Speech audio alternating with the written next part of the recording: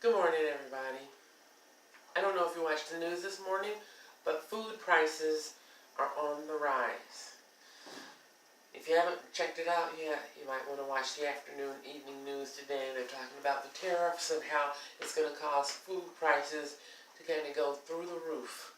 So here I am again, saying what I said before. Are you prepared with food for a time of need? Whether or not you have a food shelf that you may visit, you may have a local food shelf offered through your church or community center. There are high-rise buildings that have food shelves that come in and drop off food there. There's food commodity boxes. There's some that are specifically pegged for senior citizens. If you're a senior citizen and you aren't scheduled for the commodity boxes, I just ask that you at least consider getting signed up. Talk to a social worker, whether it be through the county or if there's a social worker in a building where you live, whatever. Talk to them and get signed up for those commodity boxes so you'll have some food for yourself in time of need. But there's also other sorts of commodity boxes. They're not specifically really commodity boxes, but different kinds of box food plans that you can get through your local farmers market. The farmers will set up for the first several weeks in the season. They'll give you an opportunity to sign up for one of their plans where you can get a box of food. There are different sizes that they range in, different amounts of food, different quantities. And if you want it every week or every other week for X amount of dollars, that's something that you can do to help yourself get ready. Then there's also Imperfect Produce, but you can find them online on the internet. Imperfect Produce, they offer, basically that's it, imperfect produce. Fruit or vegetables, or fruits and vegetables, you get to choose, and it's at a really, really low price. They look a little goofball sometimes, sometimes your pepper may have a weird shape, or it might be like two carrots that are twisted together, or it might be a potato that's shaped like a heart. But it doesn't change the flavor of the food. Food is still good. It's just the oddball stuff that the grocery stores don't take because it doesn't look cute. Cute's not going to fill your stomach. Maybe cute can fill your stomach, but it costs a lot more. But Imperfect Produce is another great option. And then there's other community gardening plots around everywhere. Just check it out wherever your community is.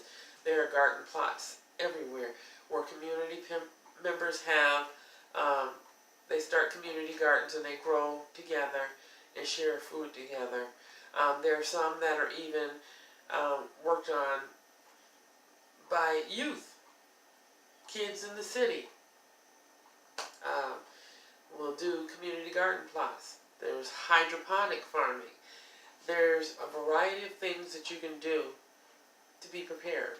Because if there's a sudden crash to the amount of food that we have coming in, if the trucks aren't bringing the food in, what are you going to do? You got to have something.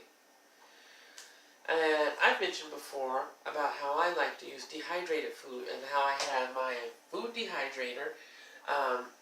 Because I'm one of those people, I'm kind of like the ant that prepares for the winter.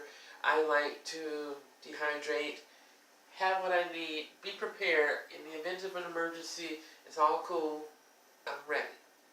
So, sometimes they offer those for sale at different local grocery stores, or you might have to go to another place, another store or place to find it, or you might find them in a thrift store. But I've had mine for quite a while, and I love it. So I'll use something like that. And as I mentioned before, in one of the recipes, I use dehydrated onions. You can buy them in a shaker like this, or you can dehydrate them yourself, or you can get them in those really large plastic spice containers in the local grocery stores. And I know that's common everywhere. Dehydrated canned food. This is a dried egg product, specifically. This is Emergency Essentials. There's also other companies like Provident Pantry. Thrive Life is a really good one. If you haven't heard about that one, you might want to check out Bill and Elizabeth Keller's channel, Tiny House Prepper, and they can tell you all about that. I tell you, I look at some of that with those freeze-dried strawberries and pineapples, and I'm kind of ready to jump on board with some of that. But I do enjoy dehydrating my stuff myself. Other things to consider. Lentils, which you can get in a bag for a couple of bucks. Even if you think, oh, I don't have a lot of money, you can spend $2 or $3 here and there. Get a bag of lentils, get a bag of rice or whatever, and just start building it up. Do something proactive for yourself. Don't wait until an emergency comes. Do something proactive. If you get those commodity food boxes, like the NAPS, which is Nutritional Assistance Program for Seniors, then you probably have 1 or 2 bags of dried beans and some dried rice and those things in it. And a lot of times people look at that stuff and say, ugh, I don't eat that, and they don't want it. But I'm telling you, it's a good idea to hold on to that. And I'm going to be doing some recipes to help people see that there are some really awesome things that you can make with that are really amazing. Canned food, such as fruits and vegetables, there's always a good option. But cans are heavier. And I don't know how you get around to the store. I don't know what your health or your strength capacity is. Cans are going to be heavier to carry home. They're quick and easy to open up and cook and eat or whatever, but it's going to be heavier on the carrying home, and it takes up more space, which is why I really enjoy the dehydrated freeze-dried product.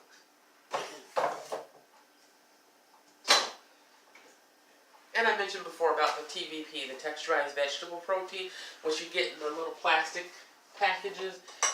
I take everything and put them in mason jars because it makes life easier for me. But it's just soy. It's a soy-based product. If you're not allergic to soy, it's a good thing to get. That's very, very cheap. Less than $5 per bag for that, and it stretches a long way. So having some TVP and having some beef or chicken base, you have some rice, you throw a little bit of this, a little bit of that together, you've got a meal that tastes good, and the TVP will take on the flavor of meat. It gives you protein. You don't have to worry about these questionable things that they're talking about in the news lately, with recalls and whatnot. But, you know, you still eat the other stuff if you want to. I'm just not going to say what it is, because I don't want to get any marks against my channel. But TVP is a safe alternative that is very healthy and nutritious and delicious. So, those are just a few little things for you to think about today. I hope that you go out today and get at least one thing for yourself.